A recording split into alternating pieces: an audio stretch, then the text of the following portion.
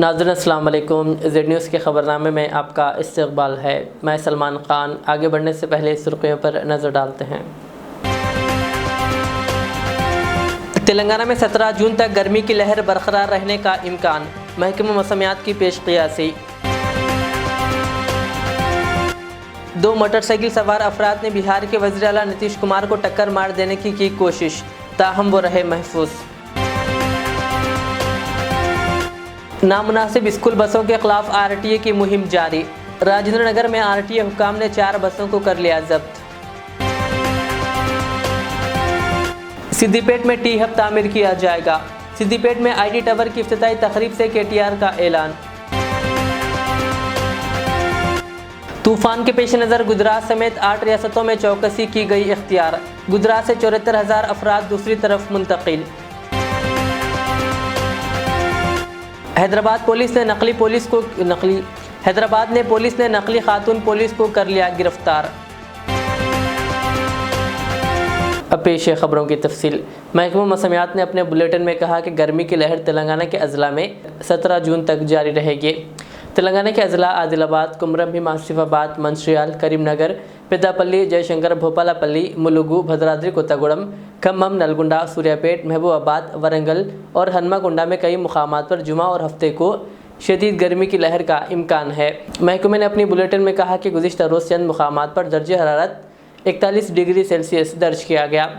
अजीम तरीन दर्ज हरारत 42.8 डिग्री सेल्सियस भद्राचलम में दर्ज किया गया। बिहार के वज़ीर आला नीतीश कुमार की सिक्योरिटी की एक बड़ी लापरवाही का वाक़या उस वक्त सामने आया जब 2 मोटरसाइकिल पर सवार अफराद वज़ीर आला को टक्कर मार देने की कोशिश की। ताहम नीतीश कुमार ने मोटरसाइकिल की टक्कर से बचने फुटपाथ पर कूद पड़े। ये वाक़या आज पटना के इन मार्ग पर सुबह सैर के दौरान नीतीश कुमार के काफिले के साथ पेश आया। बताया जाता है कि मामूल की तरह नीतीश कुमार आज भी सवेरे वॉकिंग करने निकले थे, जहाँ 2 मोटरसाइकिल सवार तेज़ रफ्तारी के साथ इनकी हिफाजती हिसार में दाखिल हो गए, जिस पर नीतीश कुमार ने खुद को किसी नुकसान से बचाने की कोशिश करते हुए फुटपाथ पर छलांग लगा दी। बता दें कि वज़ीर आला की सिक्योरिटी ने बाइक सवारों को अपनी तहवील में ले लिया और इनसे पूछताछ कर रहे हैं और इलाके में लगे सीसीटीवी फुटेज का भी जायज़ा लिया जा रहा है। तेलंगाना में स्कूल्स के दोबारा शुरू होने पर आरटीए हुकाम ने नामुनासिब स्कूल बसों के खिलाफ अपनी मुहिम जारी रखी है। स्कूली तलबा की सलामती के मफाद में ये मुहिम चलाई जा रही है। शहर हैदराबाद के राजेंद्र नगर में आरटीए हुकाम ने स्कूल बसों के दस्तावेज़ात की जांच की और कवायद की खिलाफ वर्जी करते हुए चलाई जा रही बसों को जब्त कर लिया। आरटीए हुकाम ने नारसिंगी में फिटनेस के बगैर चलाई जा रही 4 बसों को जब्त कर लिया। गरमाई तातीलात के बाद स्कूल्स दोबारा खोले जाने पर तलबा की सलामती के पेश नज़र ये मुहिम चलाई जा रही है। आरटीए हुकाम का कहना है कि रोज़ाना तकरीबन 5,600 स्कूल्स और कॉलेज बसेस चलाई जाती है। ताहम तकरीबन 1,000 बसों के मालिकीन ने मुनासिब दस्तावेज़ात दाखिल नहीं किए। 15 साल पुरानी बसों पर भी तवज्जो दी जा रही है। साथ ही इन बसों के फिटनेस, पोल्यूशन, रोड टैक्स और इंश्योरेंस की भी जांच की जा रही है। ड्राइवर की जानिब से इनमें से किसी भी दस्तावेज़ात को पेश न कर पाने पर गाड़ी को जब्त किया जा रहा है। आरटीए के हुकाम ने कहा कि 15 साल पुरानी बसों को सड़क पर चलाने की इजाज़त नहीं है, क्योंकि इससे तलबा की सलामती को ख़तरा हो सकता है। बीआरएस के वर्किंग सदर व रियासती वजीर केटीआर ने कहा कि सिद्दीपेट में टी हब तामीर किया जाएगा।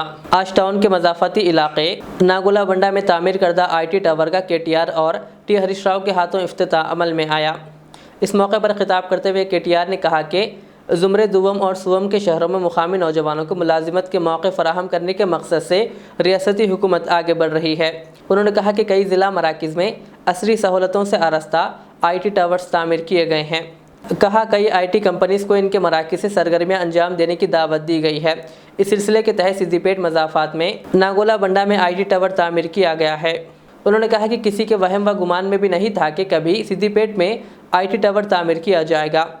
उन्होंने कहा कि अगर अलहदा तेलंगाना का क़याम ना होता तो सिद्दीपेट को ज़िले का दर्जा हासिल ना होता, ना तरक्की होती। केटीआर ने कहा कि केसीआर ने सिद्दीपेट के लिए मजबूत बुनियाद रखी है। उन्होंने कहा कि अब आईटी टावर के आगाज़ के बाद तकरीबन 1500 अफराद को रोज़गार के मौके दस्तियाब होंगे। हरीश राव गारी प्रोग्राम एट्लुंटదంటే పొద్దున సిద్దిపేటకు పిలిచి మొదలు సీదా ఎక్కడ తీసుకుపోయిన ఎరికేనా సీదా తీసుకుపోయినరు ఆధునికమైన కబేలా స్లాటర్ హౌస్ తీసుకుపోయిండు. పొద్దున స్లాటర్ హౌస్ ప్రారంభించుకున్నాం, 6 ప్రోగ్రాములు చేసుకున్నాం. ఆఖరికి వచ్చి అక్కడ కబేలా నుంచి ఇప్పుడు ఐటీ హబ్ 63 కోట్లతోని మొత్తం రాష్ట్రంలోనే అద్భుతంగా కట్టుకున్న ఐటీ హబ్ ఈరోజు సిద్దిపేటలో ఆవిష్కరించుకున్నాం. అంటే ఎందుకు చెప్తున్నా అంటే, నేను ఈ మధ్యకాలంలో ఎక్కడికి పోయినా చెప్తా ఉన్నా, ఏంటిది కేసీఆర్ గారి నాయకత్వంలో తెలంగాణ మోడల్ అంటే అని అడిగితే మిత్రులు వాళ్ళందరికీ ఒకటే చెప్తా ఉన్నా. తెలంగాణ మోడల్ అంటే ఏంటి అంటే, తెలంగాణ మోడల్ అంటే సమగ్ర, సమీకృత, సమ్మిళిత, సమతుల్య అభివృద్ధి తెలంగాణ మోడల్ అని నేను చెప్తా ఉంటా. సమగ్ర అంటే హోలిస్టిక్, కంప్లీట్ గా సమగ్ర ఆలోచనతో. సమీకృత అంటే ఇంటిగ్రేటెడ్ థింకింగ్ తో, అదే విధంగా సమతుల్య అంటే బ్యాలెన్స్ తో, సమ్మిళిత అంటే ఇంక్లూసివ్ గా. ఎందుకు చెప్తున్నా ఈ మాట అంటే, ఒకవైపు మా ఆర్యకటిక సోదరులు కానీ, ఇంకోవైపు క్షేత్రంలో ఉండే మరి ఆ మాంసం అమ్ముకునే మాంసం అమ్మకదారులు కానీ, వారి కోసం శాస్త్రీయంగా ఆధునికంగా పర్యావరణ కాలుష్యం లేకుండా ప్రజల ఆరోగ్యం దెబ్బకు తినకుండా అక్కడ స్లాటర్ హౌస్ కట్టినా, ఇటువైపు పిల్లల కోసం ఐటీ హబ్ కట్టినా, ఈ రెండింటినీ ఒకటే రోజు ఆవిష్కరించిన ఘనత మీ మంత్రి గారు హరీష్ రావు గారికి దక్కుతుందనే మాట ఈ సందర్భంగా నేను విజ్ఞప్తి చేస్తా ఉన్నాను. ఇవాళ నిజంగా కూడా సమగ్ర, సమీకృత, సమ్మిళిత, సమతుల్య అభివృద్ధి అంటే ఏంటంటే, తెలంగాణలో ఒకవైపు వ్యవసాయ రంగం దూసుకొని పోతా ఉంది, మరొక వైపు ఐటీ ఎగుమతులు కూడా దూసుకొని పోతా ఉన్నాయి. ఇప్పుడే ఎదురుగా పైకి తీసుకొని పోయి హరీష్ రావు గారు ఈ ఐటీ హబ్ నుంచి ఎదురుగా ఉండే 500 ఎకరాల్లో ఉన్న ఆ అర్బన్ లంగ్ స్పేస్ ఏదైతే కోమటి బండ ఉన్నదో దాన్ని చూపెడతా ఉన్నారు. అంటే ఒకవైపు ఏమో పరిశ్రమలు వస్తున్నాయి, ఇంకోవైపు పర్యావరణం కూడా ఒకే కాలంలో, ఏకకాలంలో సమతుల్యతతో ముందుకు పోతా ఉంది. ఒకవైపు పల్లె ప్రగతి రూపంలో 3% కంటే తక్కువ జనాభా ఈ దేశంలో ఉన్న తెలంగాణ 30% అవార్డులు, జాతీయ పంచాయతీ అవార్డులు కొడుతున్నది. అదేవిధంగా ఒకవైపు పంచాయతీ అవార్డులు, ఇంకొక వైపు పట్టణ ప్రగతి ద్వారా దేశంలోనే అత్యధిక స్వచ్ఛ సర్వేక్షణ అవార్డులు తెలంగాణ రాష్ట్రానికి వస్తూ ఉన్నాయి. పల్లెలు, పట్టణాలు, వ్యవసాయము, ఐటీ, అభివృద్ధి, సంక్షేమం, కబేలాలు, ఐటీ టవర్లు, ఏది వదిలిపెట్టకుండా సమగ్రంగా, సమతుల్యంగా అభివృద్ధి చేస్తున్న నాయకుడు సిద్దిపేట ముద్దుబిడ్డ గౌరవనీయులు మన ముఖ్యమంత్రి కేసీఆర్ గారు.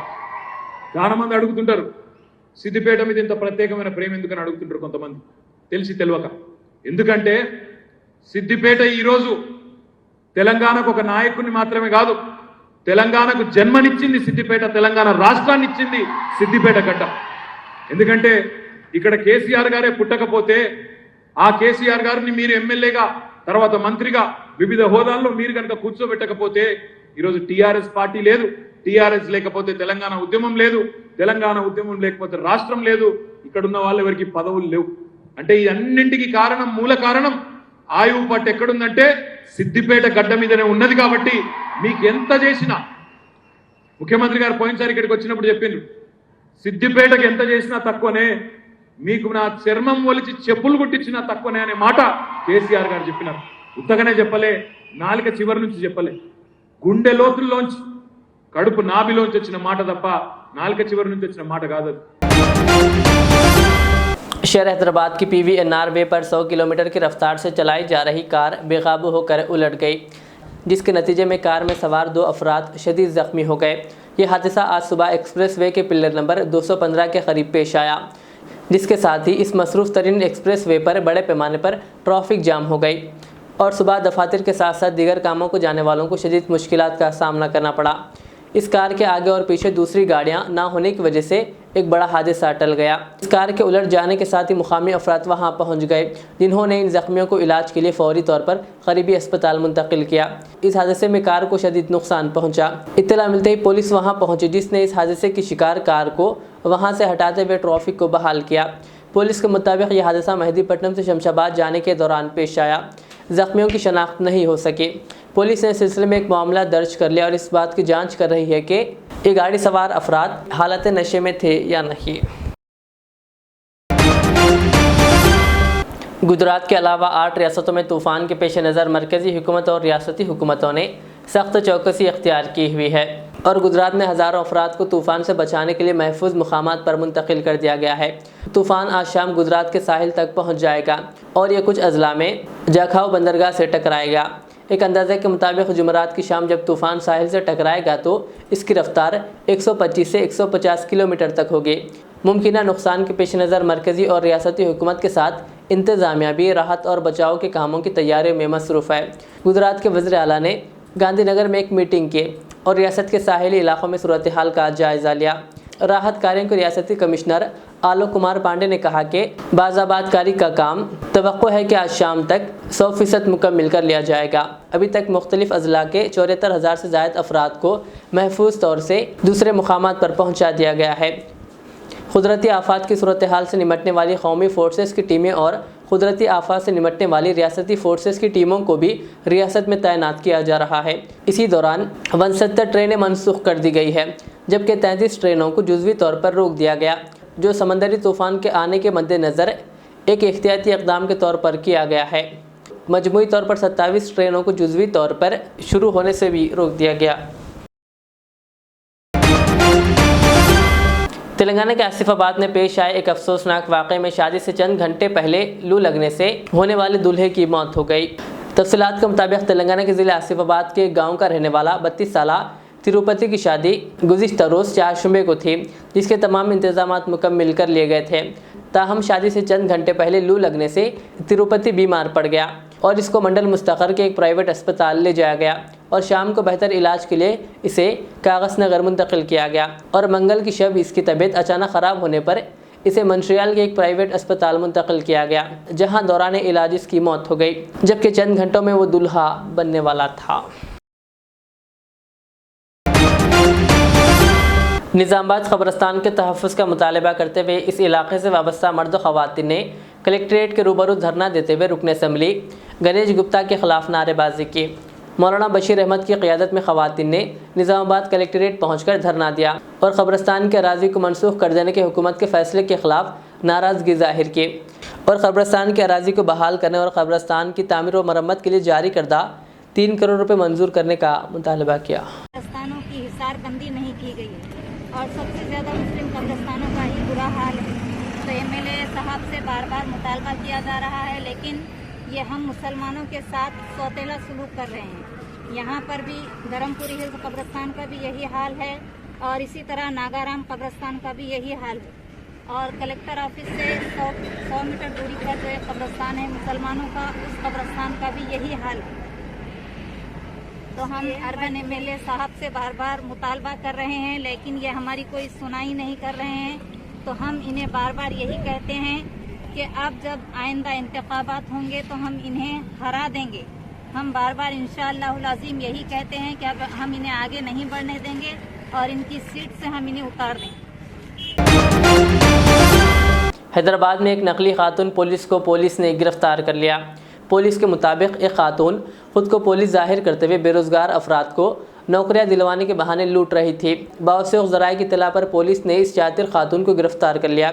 इसके पास से पुलिस का नकली शनाख्ती कार्ड, वर्दी और दीगर अशिया जब्त कर ली गई। मुलजिमा की शनाख्त अश्विनी के तौर पर की गई है, जो कुलसुमपुरा की रहने वाली बताई गई। मुलजिम खातून को हिरासत में लेकर ज़रूरी कार्रवाई के लिए इसे SHO लंगर हाउस पुलिस स्टेशन के हवाले कर दिया गया। गिरफ्तारी की कार्रवाई वेस्ट जोन टास्क फोर्स ने अंजाम दी।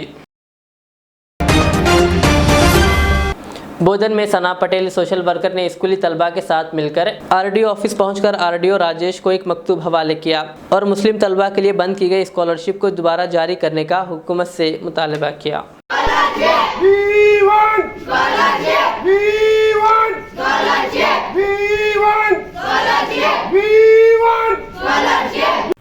अस्सलाम वालेकुम।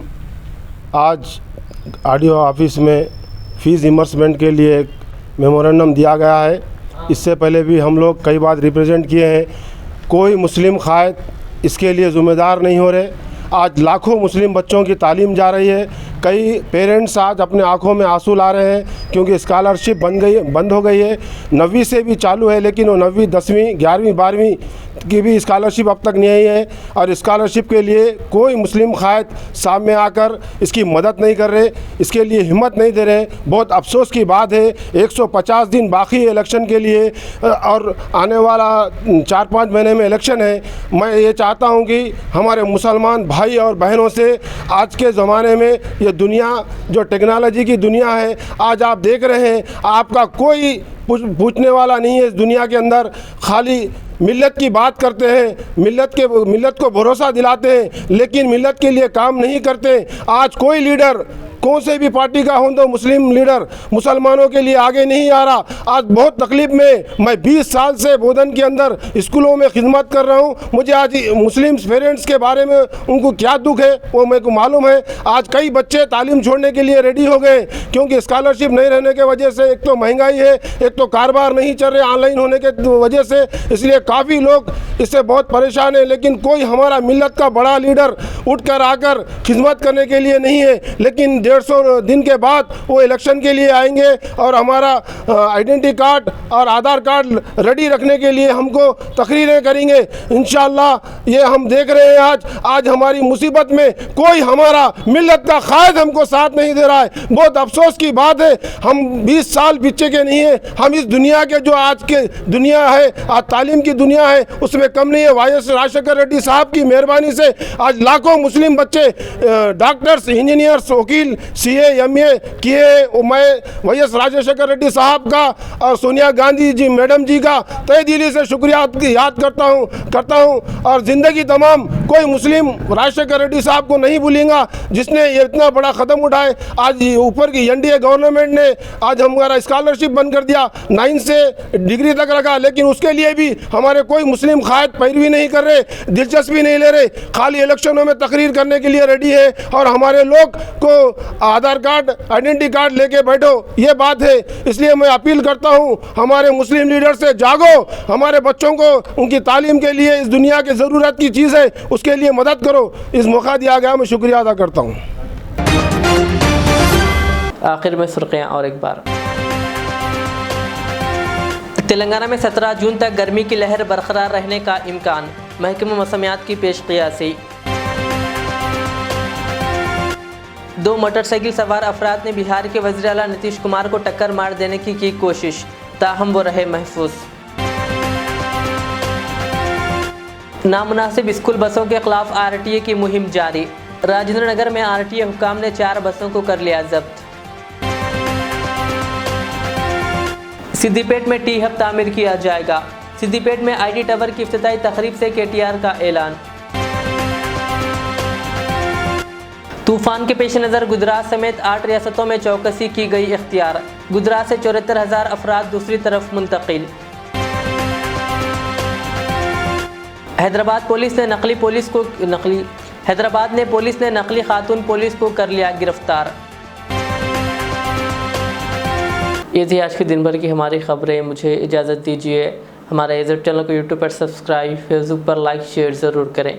अल्लाह हाफ़िज़।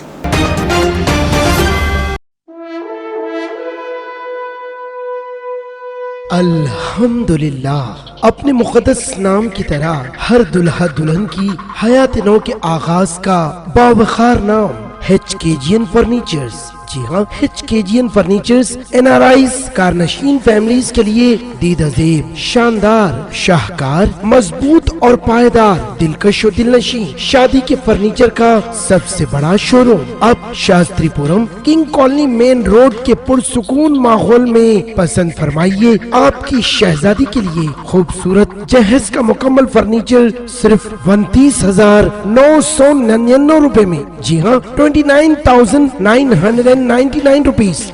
जी हाँ, फख्र हिंदुस्तान सदर मोहतरम बैरिस्टर असदुद्दीन अवैसी साहब के मकान के बिल्कुल करीब आपका अपना HKGN फर्नीचर्स। 9618650827